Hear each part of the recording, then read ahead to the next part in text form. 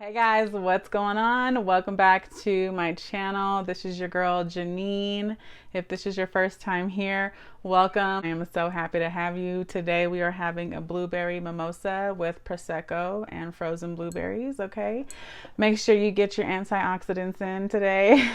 Today is Earth Day, okay? We have a lot to celebrate. It's been a minute. It's been a minute since we've been here with the book reviews, but I'm here, I'm back.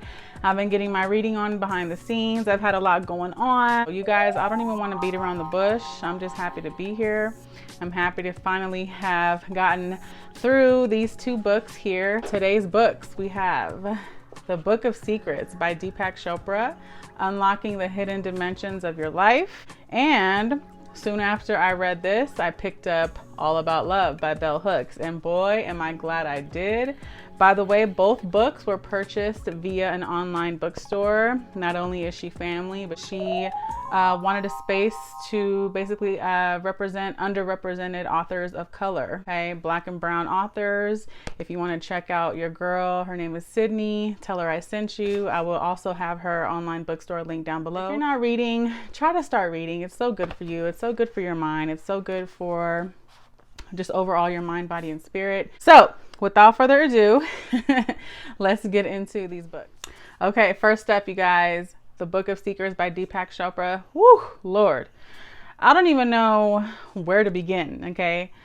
First of all, I knew of Deepak Chopra before I picked up this book. I actually did a 28 days of abundance meditation with a group of girlfriends. We all did it, and I was very familiar through that meditation on Deepak Chopra. So when I came across this book and it grabbed my attention and I saw who wrote it, I was like, okay, I know what I'm getting into. He is a spiritual leader, spiritual advocate. He is a spiritual thinker. He's an author. He is just overall a, how can I put this?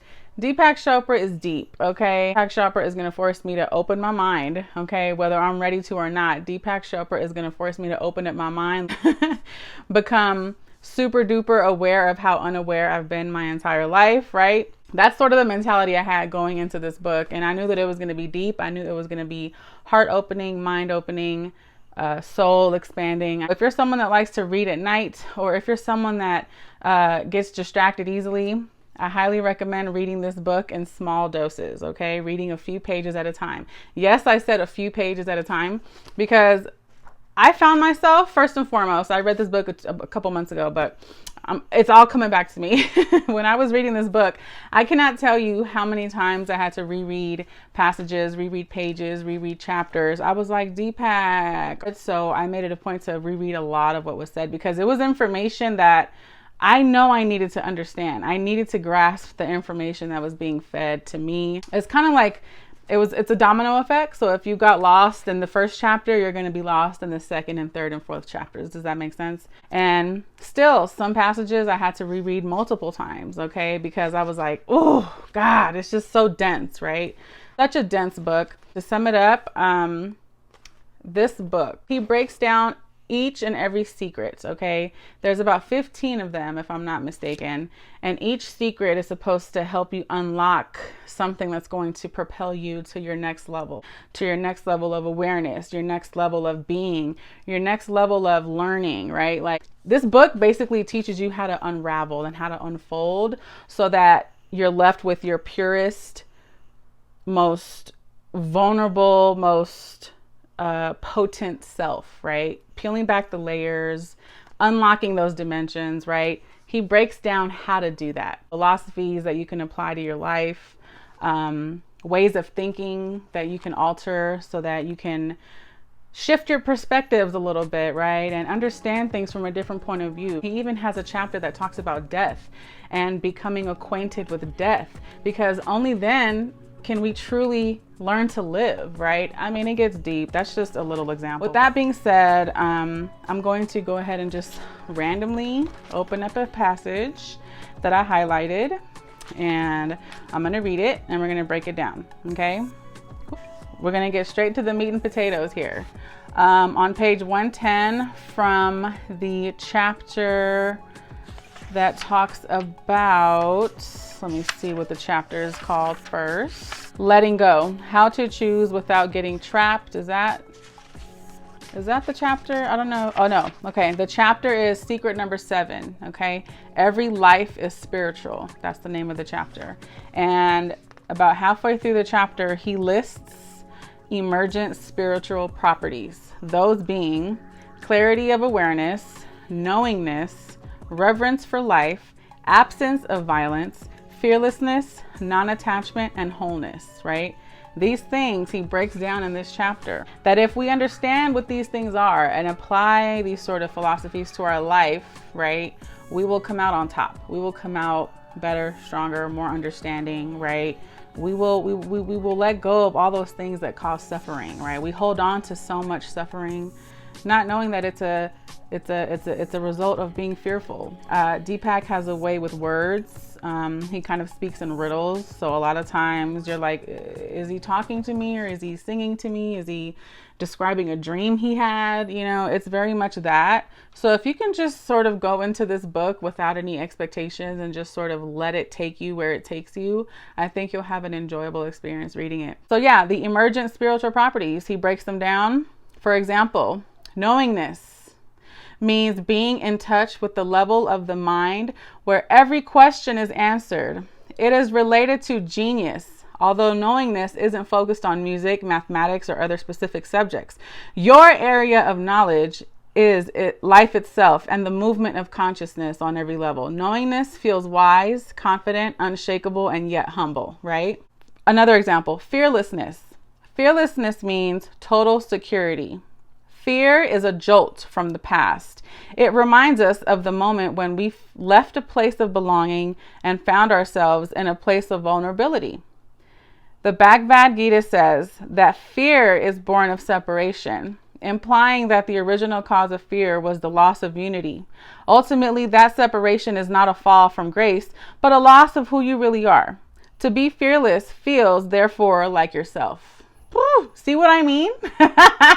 I almost feel like I have to read it again, because I know you need me to read that one more time. I know you need me to read that one more again. Okay. See what I'm saying? Like, it's one of those things where you're like, okay, got you, but let me run that back one more time, because you know what, I think I missed something in between. You know, I think I overlooked something. I think I might have missed something, right? He breaks down the emergent spiritual properties, and he breaks down these things in a way that make you want to apply it to your own life, right? You want to get to that Deepak level, right? While you're reading his books.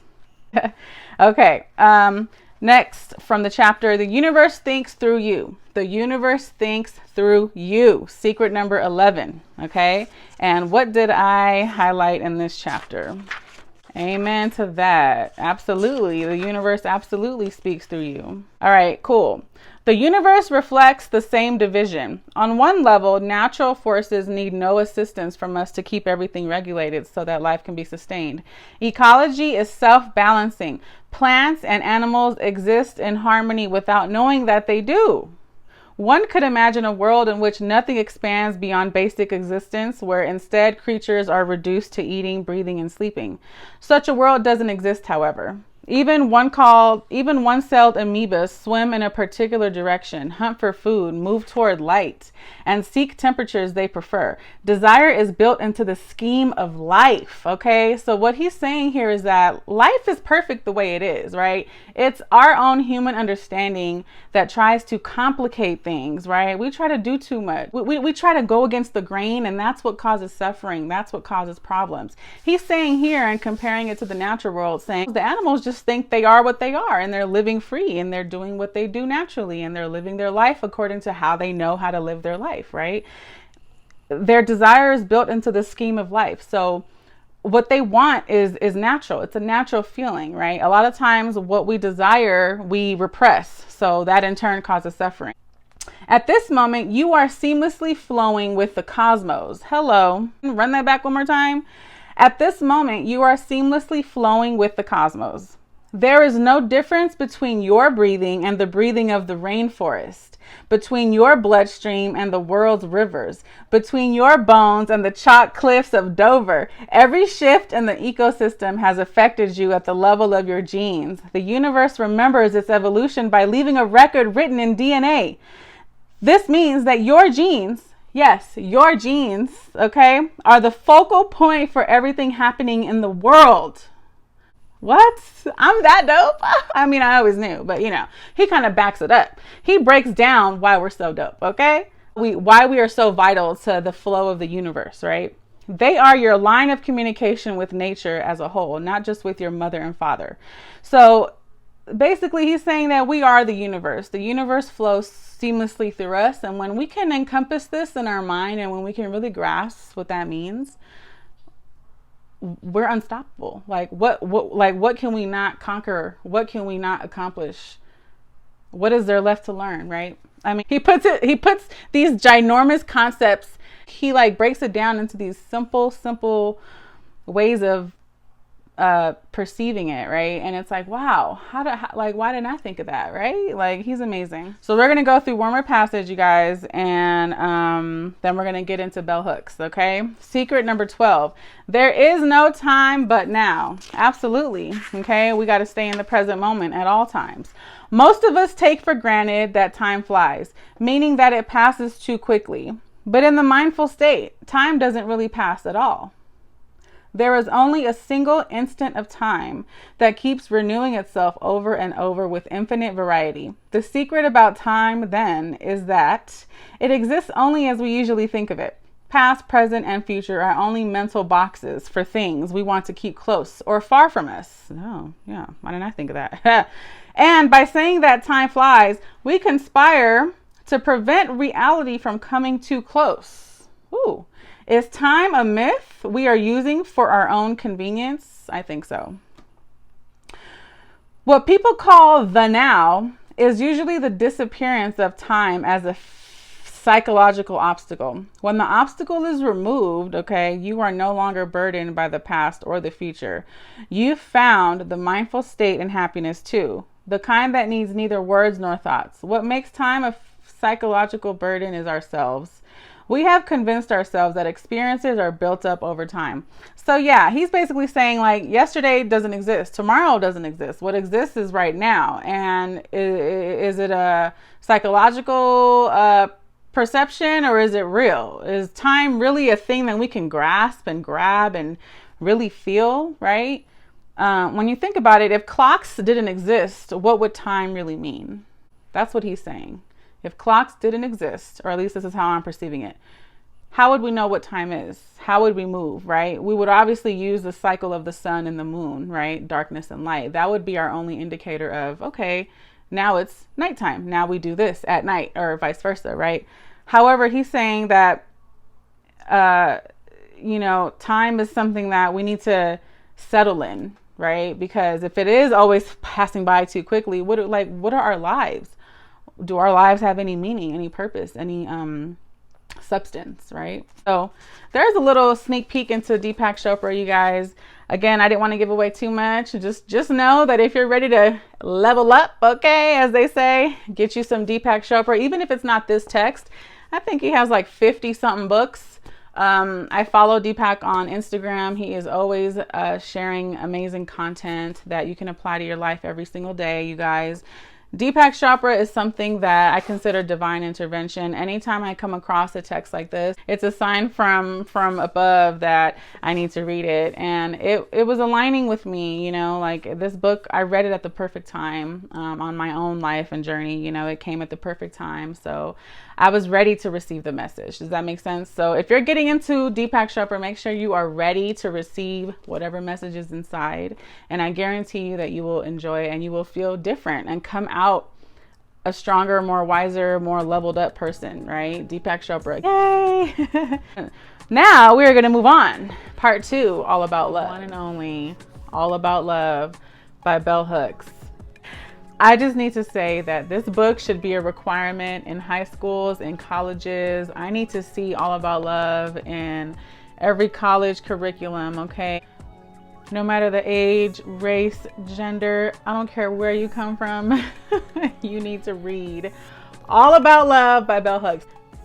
Listen, cheers to Bell Hooks. Oh, thank God for Bell Hooks. Thank you, Bell Hooks. Thank you. Thank you is all I can say. Gratitude is all I feel after reading All About Love. Okay, just let me read what's on the back here, okay? Each offering from Bell Hooks is a major event, as she has so much to give us. Yes, she does. And that was said by Maya Angelou, okay?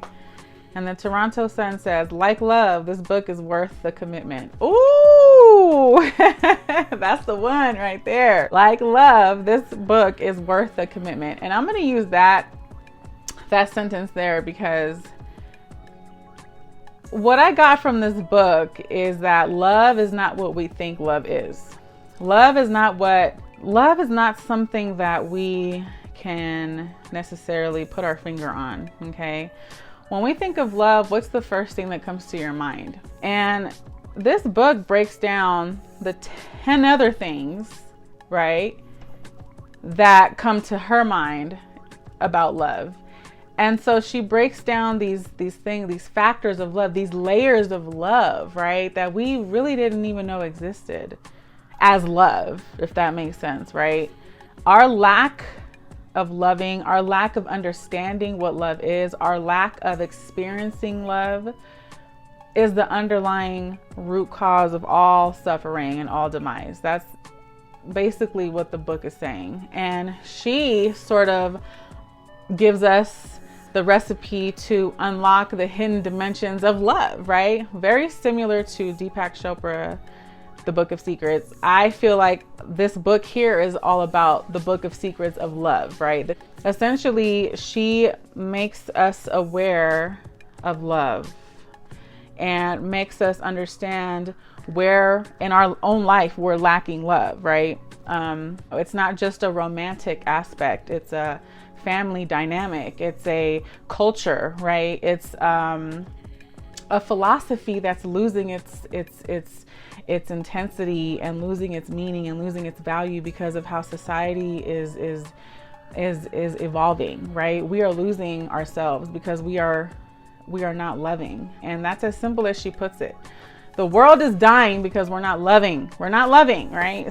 Yeah, this book, it really touches you because she refers a lot to childhood and childhood experiences and how our parents were only reflections of what they experienced, right? And a lot of times environments were lacking love, and that, transpires in us, and therefore we live lives loveless, essentially, not knowing what love is, not knowing what love feels like, not knowing how to give love, how to receive it. She goes deep, and Miss Hooks, honey, she gets you in the soul, okay? She gets you. Without further ado, we're just gonna open up the book, read a couple passages, you guys. Okay, we're gonna go ahead and just jump right in. There is no fear in love, but we do fear, and fear keeps us from trusting in love, right? Cultures of domination rely on the cultivation of fear as a way to ensure obedience. If this isn't the most relevant passage, okay, and I just happened to turn to this passage, okay? I highlighted this while I was reading, but I didn't pre-pick this before filming. This is all pretty much me freestyling. So how relevant is this, right?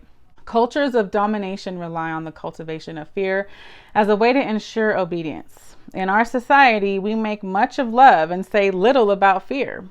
Yet we are all terribly afraid most of the time, that we do not question why we live in states of extreme anxiety and dread. Fear is the primary force upholding structures of domination. It promotes the desire for separation, the desire not to be known. When we are taught that safety lies always with sameness, then difference of any kind will appear as a threat. When we choose to love, we choose to move against fear, against alienation and separation. The choice to love is a choice to connect, to find ourselves in the other. Here she's talking about how, we're living in a culture that's obsessed with fear-driven compulsion, and it's a culture of domination relying on fear and society being fearful. So love cannot thrive in this environment. And if only we can just turn the love switch on, how different the world would be. You know what I mean? Period. Okay? Okay. This is from the chapter Clarity, Give, Love, Words. Okay. For most of us, that feels like enough because it is usually a lot more than we received in our families of origin. Undoubtedly, many of us are more comfortable with the notion that love can mean anything to anybody precisely because when we define it with precision and clarity, it brings us face to face with our lacks, with terrible alienation. The truth is, far too many people in our culture do not know what love is. And this not knowing feels like a terrible secret, a lack that we have to cover up. Had I been given a clear definition of love earlier in my life, it would not have taken me so long to become a more loving person. Okay? Had I shared with others a common understanding of what it means to love, it would have been easier to create love. Woo! It is particularly distressing that so many recent books on love continue to insist that definitions of love are unnecessary and meaningless. Or worse, the authors suggest love should mean something different to men than it does to women. That the sexes should respect and adapt to our inability to communicate since we do not share the same language. This type of literature is popular because it does not demand a change in fixed ways. A change in fixed ways of thinking about gender roles, culture, or love. Honey, do I need to repeat that? Do I need to say anything more? She hit the nail on the target, like if we learn what love is, it won't, we'll know how to cultivate love within our own selves, therefore cultivating love within our life. Therefore, the whole world will be run by love. Therefore, there'd be no suffering. Therefore, there'd be no, it's a cyclical thing, right? What we learn as children transpires in our adulthood. Amen, sister. Creating domestic bliss is especially useful for individuals living alone who are just learning to be self-loving. When we intentionally strive to make our homes places where we are ready to give and receive love, every object we place there enhances our well-being. As a small town person moving to a big city, I found that I needed my environment to truly feel like a sanctuary.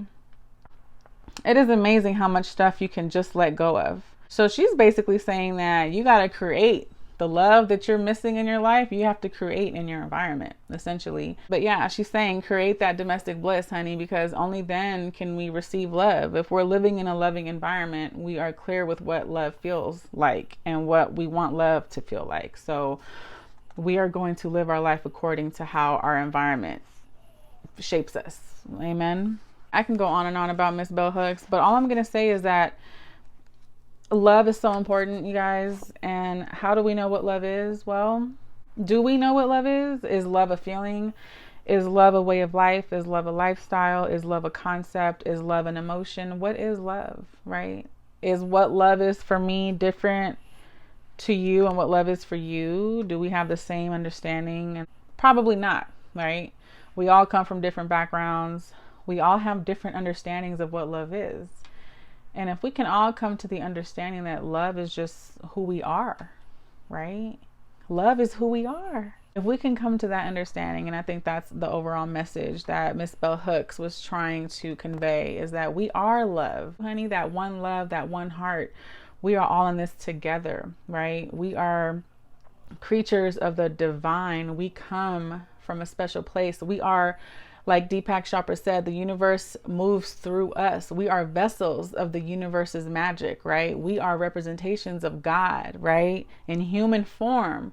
We are spirits in the material world. We are love, right? Therefore, how can we live like anything less? And once you learn how to tap into that, the rest is history. If you don't read anything, read this book, okay? Let this be the one book you read. If you are not into reading books and you kind of want to start reading books but don't know how to start and don't know where to begin, I highly suggest Bell Hooks. Okay, I need to get more of her books now. Sydney, baby, let's go. Let's do a Bell Hooks theme. I need all the Bell Hooks all the Bell Hooks literature, because she just has a way with words. She's very passionate. She's spiritual and she's real and keeps it real. And that's what I can appreciate about her. So get your hands on All About Love. Get your hands on a book, period. If you guys have not read, I highly suggest reading. All right, you guys, that's it for today's video. I hope you guys enjoyed. I hope you guys took something away. I'm so happy to be here. I'm so happy to be just creating. And I would like to add really quick that if you have not checked out my online store, I have a line of beauty oils, hemp seed oil based beauty oils that are really amazing. If you guys want to go ahead and check them out, I will have my stuff linked down below. Honey, get you some beauty oils, buy you a book from Purple Skies online bookstore, drink some tea, have a mimosa, and live your best life, okay? I'm out. Thank you guys again for tuning in. Don't forget to subscribe, join the family. Welcome to the land of mind, body, and beauty. And I appreciate each and every one of you. Thank you for tuning in. I love you guys so much, and I will catch you guys on the next video. Bye.